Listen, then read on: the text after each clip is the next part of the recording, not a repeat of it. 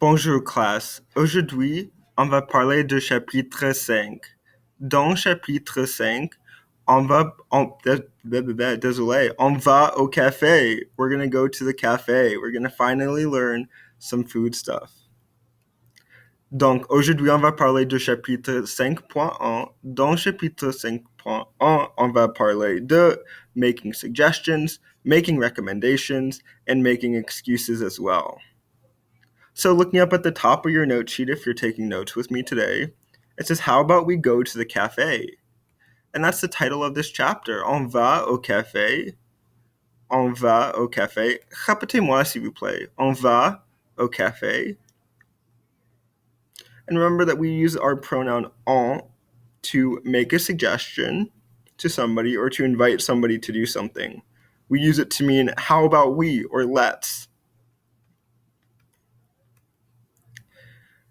That second line says, I would like. We've learned this before. Je voudrais.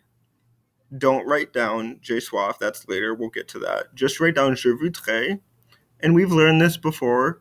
We learned it in chapter 3 when we were learning about making a transaction with our school supplies.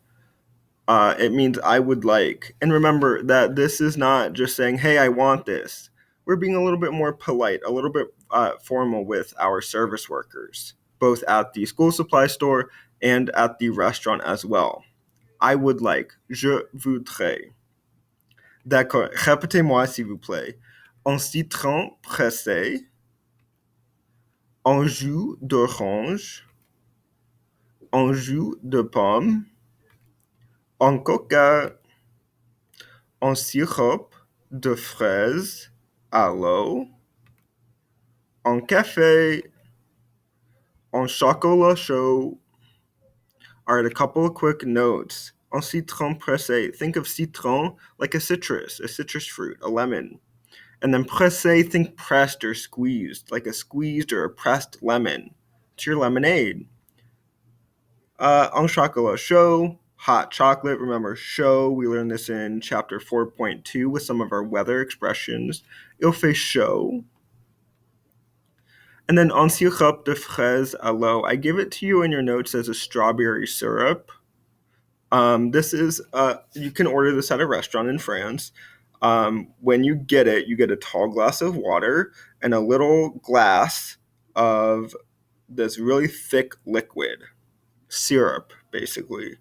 And you take the little glass and you pour it into your glass of water and you stir it around and you get these fun colored drinks.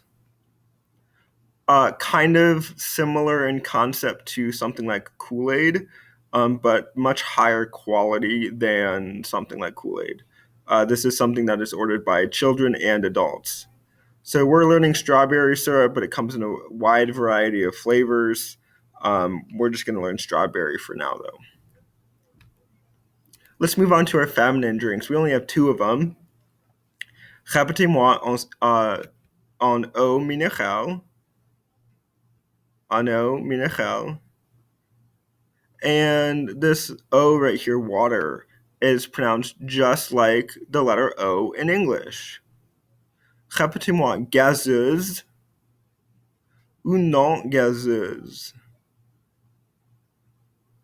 So gazeuse, think something related to a gas. So that's carbonated water, fizzy water.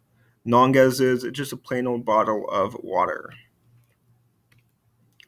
Répétez-moi, une limonade. Une limonade. And this lemonade is, désolé, une limonade is not a lemonade. This is your lemon lime soda. So don't get it twisted. On the previous slide, we have lemonade en citron pressé. And here we have a lemon lime soda, une limonade. D'accord, let's move on to our masculine foods. Répétez-moi, un croque monsieur, un croque madame, un sandwich au jambon, un sandwich au saucisson, un hot dog, un steak frites, un sandwich au fromage. So a couple of quick notes here. One, on croque monsieur is your toasted ham and cheese sandwich. And then the only difference between un croque monsieur and un croque madame is that this is your toasted ham and cheese sandwich with a fried egg on top. For your sandwiches down here, a couple of notes. One, they don't have that soft white bread that we eat here in the United States. They don't have it. They have baguettes in France. If you don't know what a baguette is, it's a long, basically like a log of bread. It has a very thick and hard outer shell, that crust, and the inside stays nice and soft. In the United States, we put preservatives into our bread. You can buy a loaf of bread, stick it on your counter, and it'll be just as good in a week. In France, they do not put preservatives in their bread whatsoever. You buy your baguette in the morning, and by the next day, it's solid, it's hard as a rock, it's inedible. Another difference with their sandwiches is that on these sandwiches containing some sort of meat and cheese is that they tend to butter their bread before putting their sandwich ingredients on it. Also, their hot dogs are not like ours. Theirs are put onto it's a long hot dog, almost kind of like a foot long, and it's put onto a baguette. It's covered with some shredded Gruyere, some cheese, and then it's broiled. All right, let's get to our feminine food items. Répétez-moi une crêpe. This is your thin pancake that you can fill. We have crepes here in the United States. It's the same thing. Une crêpe. De la quiche. Une omelette. De la quiche is some quiche. If you don't know what a quiche is, it's basically like a egg pie, egg tart. If you like scrambled eggs or omelets or stuff like that, then you would like some quiche. D'accord, let's go back up to that accepting and rejecting, those two columns. This is going to be a lot of the same vocab that we just covered in 4.3, so it's going to be a review. Répétez-moi s'il vous plaît. D'accord. Bonne idée. Allons-y. And then we have two new ones for you. I'm thirsty and I'm hungry. Répétez-moi s'il vous plaît. Oui, j'ai soif. Oui, j'ai faim. I know it's going to be really tempting for you to pronounce this M on the end of faim, but don't pronounce it. Répétez-moi. Oui, j'ai faim. And looking at these two, what verb is this? J'ai soif. J'ai faim. What verb is this? That's avoir, to possess or to have. So in French, we say that we have hunger or we have thirst, not that we are hungry or we are thirsty. We have hunger. We have thirst. All right, let's move over to rejecting. Répétez-moi s'il vous plaît. Non, désolé, je ne peux pas parce que. We're adding this little parce que here, which means because. Because. Répétez-moi. Non, désolé, je ne peux pas parce que. Répétez-moi. J'ai des devoirs à faire. J'ai des courses à faire. J'ai des trucs à faire. J'ai des tas de choses à faire. Excellent. All right, let's talk about our new irregular verb, prendre. Prendre means to have food or drink or to have a meal. Remember that this is an irregular verb, so there's no rules or patterns to this. We just have to memorize the way it is. This is how it conjugates. Répétez-moi s'il vous plaît. Je prends. Tu prends. Il, elle, on prend. Nous prenons. Vous prenez. Ils prennent. Here's the YouTube lesson for you as well as the song. We're going to be watching the song in class. So some examples. J'ai soif, je prends un coca. I'm thirsty. I'm going to take a soda. Or I'll have a soda. J'ai faim, je prends une crêpe. I'm hungry.